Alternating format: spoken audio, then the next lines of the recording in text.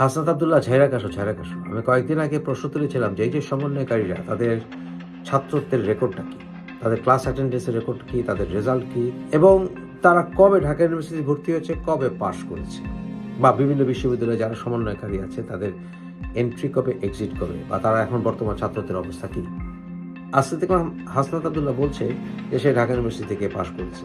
তো এই সব কিছুর ঊর্ধ্বে আমি ছাত্র। আমি ঢাকা ইউনিভার্সিটি থেকে ইংরেজি থেকে আমার অনার্স কমপ্লিট করেছি। মাস্টার্স ছিল আমার applied linguistics and English language teaching, এবং হচ্ছে যে curriculum design, course outline design, এবং হচ্ছে কীভাবে এই বিষয়গুলোর সাথে আমাদের প্র্যাকটিক্যালি কাজ করার সুযোগ হয়েছে একাডেমিক জীবনে। এবং হচ্ছে আমরা বুঝলাম, কিন্তু আমার প্রশ্নটা সেটা ছিল না। প্রশ্ন ছিল সে ঢাকা বিশ্ববিদ্যালয় থেকে এই যে সমন্বয়কারীরা হাসনাত আব্দুল্লাহ, সার্জিস আলম, নাহিদ, আসিম মাহমুদ, এরা কবে ঢাকা ইউনিভার্সিটিতে ঢুকেছিল আর কবে তারা ঢাকা ইউনিভার্সিটি থেকে পাশ করেছে, অথবা তারা এখনো ছাত্র আছে কিনা, এই বিষয়গুলো আমার জানা দরকার আছে।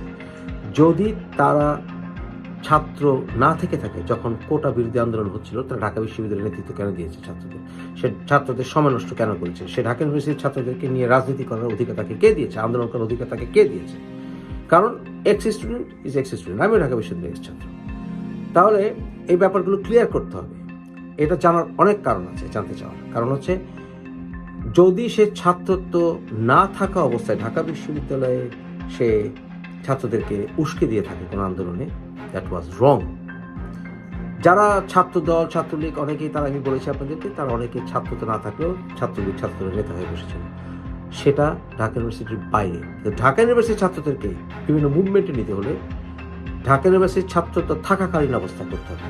আরেকটা বিষয় জানার দরকার আছে, সেটা হচ্ছে এই যে সমন্বয়কারীরা, এরা কি বারবার ড্রপ দিয়েছে কিনা? কারণ অনেকের রেকর্ড আমার কাছে আছে যারা ছাত্র চলাকালীন অবস্থায় বারবার ড্রপ দিয়েছে, এবং তারা ঢাকা ইউনিভার্সিটিতে ভর্তি হওয়ার আগে থেকেই এই আন্দোলনের ধারাবাহিকতায় জড়িত ছিল। আমরা দেখেছি যে শিবিরও ছাত্রলীগের মুখোশ পরে তারা এই সমন্বয়কারীদের মধ্যে মিশেছিল। আবার পরে দেখা যাচ্ছে তারা যে শিবির, তারা মুখোশ করে বেরিয়ে এসেছে। এখানে হিজবুত তাহরীরের বিভিন্ন অ্যাক্টিভিটিস আমরা দেখতে পাচ্ছি, এমনকি বাংলাদেশ সেনাবাহিনীর ভিতরেও হিজবুত তাহরীর পেনেট্রেট করেছে, এর প্রমাণ আমরা অনেক পাচ্ছি। কারণ এই যে বাংলাদেশ সেনাবাহিনী এবং পুলিশ, র্যাব, বিভিন্ন যৌথ বাহিনী বলেন আর যত বাহিনী বলেন, এরা বিভিন্ন সময় এই যে হিজবুত তাহরীরদের যখন অ্যারেস্ট করা হয়েছে, তাদের কেসের ব্যাপারে সাক্ষ্য দিতে আসার কথা ছিল, কিন্তু তারা আসেনি, একবারও আসেনি। এরকম বহু প্রমাণ আছে। এদের সাথে যারা কিনা সমন্বয়কারী নাম দিয়েছে, নিজেদেরকে আন্দোলনকারী নাম দিয়েছে, এবং তাদের নিজেদেরকে আবার বিভিন্ন টুকরো টুকরো করেছে, এই গণ অধিকার, এইটা সেইটা, বিভিন্ন নামে তারা নিজেদেরকে পরিচিত করাচ্ছে। অনেকে আবার শিবির থেকে দল ছুট হয়ে আরেকটি দল করেছে, আসলে তারা শিবির। এরকম পরিকল্পনা গত বেশ কয়েক বছর ধরে চলে আসছে। তাই আমার জানার প্রয়োজন আছে যে এরা কবে থেকে ছাত্রত্ব হারিয়েছে বা ছাত্রত্ব শেষ করেছে, বা কবে ছাত্র ছিল এবং কতদিন ধরে তারা পড়াশোনা করছে ইউনিভার্সিটি লেভেলে, এবং তারা তাদের আন্দোলনের রেকর্ডটা কি। এটা প্রাইভেট ইউনিভার্সিটির ক্ষেত্রেও প্রযোজ্য, সকল ইউনিভার্সিটির ক্ষেত্রেও প্রযোজ্য। যেমন আমাদের ঢাকার যে সিটি কলেজটি একেবারে হিজবুত তাহরীর পেরে ঢুকে গেছে। সেখানে শিক্ষকদের ভিতরে হিজবুত তাহরীর ঢুকেছে, এবং তারা সেই শিক্ষকরা আবার আমরা দেখেছি যে ইঞ্জিনিয়ারিং ইনস্টিটিউশনে তারা ওই যে মোল্লা আব্বাসী সহ গণতন্ত্র পুনরুদ্ধারের নামে আসলে তারা খেলাফতি আলোচনা সেখানে চালিয়েছে। এরকম বহু প্রমাণ আমাদের কাছে আছে, যে বিষয়ে আপনাদেরকে বোর করার আমার প্রয়োজন নেই। তবে এই প্রশ্নগুলোর স্পষ্ট উত্তর প্রয়োজন। এই প্রশ্নগুলোর উত্তরেই আপনারা বুঝে যাবেন যে এই ছাত্রগুলোকে এক্সটার্নাল পলিটিক্যাল ফোর্স ইনফ্লুয়েন্স করেছে, এবং তারা এখন উল্টো ঢাকা বিশ্ববিদ্যালয়ের ছাত্ররাই রাজনীতি করতে পারবে না। এরা কিন্তু ঢাকা বিশ্ববিদ্যালয় অনেক ক্ষেত্রে ছাত্রতা শেষ করে ঢাকা বিশ্ববিদ্যালয়ের ছাত্রদেরকে ইনফ্লুয়েন্স করেছে, অথবা বহু বছর থেকে ইনফ্লুয়েন্স করেছে, গ্যাপ দিয়ে ড্রপ দিয়ে ছাত্রতাকে সামহাও দীর্ঘায়িত করে অন্য সাবজেক্টে ঢুকে যেভাবেই হোক ঢাকা ইউনিভার্সিটির ছাত্রত্বকে ধরে রাখার চেষ্টা করেছে। এদের লেখাপড়ার স্ট্যান্ডার্ড নিয়েও আমার প্রশ্ন আছে। এরা ঢাকা ইউনিভার্সিটিতে যেমন ছাত্ররা জাতীয় রাজনীতি বন্ধ করতে চায়, মূল কারণ হচ্ছে পড়ালেখার অজুহাত দিচ্ছে তারা, কিন্তু তারা নিজেরা পড়ালেখায় কতখানি ভালো।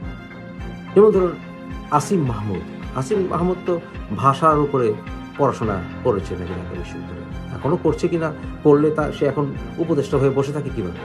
বা নাহিদ, সে এখনও ছাত্র থাকলে সে উপদেষ্টা হয় কীভাবে? সে কি ছাত্র আবার উপদেষ্টা, পড়ালেখা সাসপেন্ড করেছে আবার, এবং ভাষা পড়তে গিয়ে সে ইংরেজিতে 2 লাইন বলতে পারে না সাংবাদিকদের সাথে বা বিদেশি ডেলিগেটদের সাথে। কী অবস্থা, কী চাঁদের মেধার অবস্থা! তাই এই বিষয়গুলো আমার জানা দরকার আছে যে আসিফ মাহমুদ এবং যারা যেমন ধরুন নাহিদ, ওরা যেহেতু উপদেষ্টা মণ্ডলীতে, নিশ্চয়ই তারা ছাত্র নেই, তো ঢাকা ইউনিভার্সিটিতে পড়ালেখা সাসপেন্ড করে নিশ্চয়ই সে উপদেষ্টা হয়নি। তাহলে তো ছাত্র তো কবে গেছে? তাহলে সে নেতৃত্ব দেওয়ার সময় কি ছাত্র ছিল না? ছাত্র না থাকলে সে কেন ঢাকা বিশ্ববিদ্যালয়ের ছাত্রদেরকে সে বিভিন্ন সময় উস্কেছে? হাসনাত আব্দুল্লাহ কেন ঢাকা বিশ্ববিদ্যালয়ের ছাত্রদেরকে উস্কেছে? বরঞ্চ তারা অন্যায় করেছে এবং তাদেরকে ঢাকা বিশ্ববিদ্যালয়ে এন্ট্রি থেকে নিষিদ্ধ ঘোষণা করতে হবে। কারা কারা ছাত্র ছিল এবং তারা কেন করেছে, কাদের দ্বারা মোটিভেটেড হয়েছে, কোন রাজনৈতিক গ্রুপ দ্বারা মোটিভেটেড হয়েছে, সেটা জানা দরকার আছে। আমি মনে করি এই পুরো আন্দোলনটার পেছনে ইসলামী মৌলবাদী শক্তি কাজ করেছে এবং তারা একসাথে করে কাজ করেছে। হিজবুত তাহরির, জামাত, ইভেন কি চরমনায়, কারণ চরমনায় কয়েক বছর আগে ঢাকা বিশ্ববিদ্যালয়কে দখল করার জন্য যে মৌলবীরা দখল করবে এরকম একটা থ্রেট দিয়েছিল, আপনাদের অনেকের মনে আছে। ঢাকা ইউনিভার্সিটি মানে এক ইতিহাস। যারা আপনারা এই প্রতিষ্ঠানে পড়াশোনা করছেন তাদেরকে প্রথম জানতে হবে ইউনিভার্সিটি কিভাবে সৃষ্টি হয়েছে, প্রস্তাবক কারা ছিল, জমিদাতা কারা ছিল, এর ভিত্তি কি ছিল। আসুন ইসলামকে নিয়ে সামনে কদম বাড়াই। আমার মূল পরিচয় ইসলাম। আমার শেষ কথা হলো এই, আমরা যারা আল্লাহকে মানি তারা আমরা মনে করি এই জগৎই শেষ না, এই জগৎ শেষ না। ইকরা বিসমি রাব্বিকাল্লাযী খলাক, আমাদের খালেক আল্লাহ, আমাদের সৃষ্টিকর্তা কে? ডারউইনের থিওরি অনুযায়ী আমাদের সৃষ্টিকর্তা হতে পারে না। এই ডারউইনের এক পচা গান্দা অযৌক্তিক একটা থিওরি আমাদের মাথার মধ্যে ঢুকাবার জন্য চেষ্টা করছে। দি অরিজিন অফ ম্যান, মানুষের আদি উৎস। আমরা বলি আমাদের আদি উৎস আদম, আর তারা বলছে আমাদের আদি উৎস বানর। ইভলিউশনের অর্থ কমন অ্যানসেস্টর বলতে কি বুঝে? মানুষ যে বানর থেকে আসেনি এই সামান্যতম জ্ঞান যার নেই, সে যখন ঢাকা বিশ্ববিদ্যালয়ে ইভলিউশন সম্পর্কে বলতে চায় তার যা ফলাফল হয় আর কি।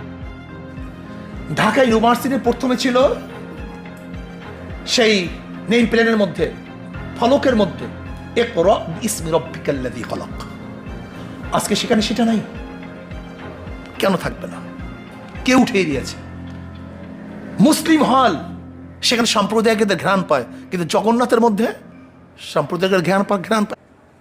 আজকে আমরা যে সংস্কৃতি আবিষ্কার করছি, উজু ছাড়া, গোসল ছাড়া, মুখ ধোয়া ছাড়া, ফুল দেয়া আবিষ্কার করে সংস্কৃতি কাদের? পাক পবিত্র থাকবে না, উজু থাকবে না, গোসল থাকবে না, নাঙ্গা পায়ে শ্রদ্ধা নিবেদন করতে হবে। এই সংস্কৃতি কোথা থেকে আসছে? তাই হাসান আব্দুল্লাহ, যতই তুমি বাইম মাসের মতো প্যাট প্যাট করো আর কুসলাও, তোমার রেকর্ড এবং তোমাদের রেকর্ড আমরা বের করবই। Will get down to the bottom of this. Already কিছু প্রকাশ করেছি, গন্ধ পাচ্ছি, বাট এর ভিতরে আরও কিছু গন্ধ আছে। তাই আপনারা যখন দেখবেন যে আসিফ মাহমুদকে বা সরকারকে, ডক্টর ইউনূসকে সমালোচনা করছে আরেকটি, ওদেরই থেকে ভেঙে যাওয়া আরেকটি গ্রুপ, বা এই যে এমনকি ভিপি নূর, ও দেখা যাবে যে আপনার ওই যে তাজুলকে সমালোচনা করলো, আবার পরে তাজুলকে কি আবার বুকে চড়াই দিল, এই যে বিষয়গুলো, এগুলো সবই হচ্ছে এদের বহু রূপ। এর ভেতরে কিছু সিক্রেট কোঅর্ডিনেশনের কাজ হয়েছে, যেটা হাসিনা সরকার ডিটেক্ট করতে পারেনি। এই সিক্রেট কোঅর্ডিনেশনটা কিভাবে হয়েছে সেটা একদিন আমাদেরকে বের করতেই হবে।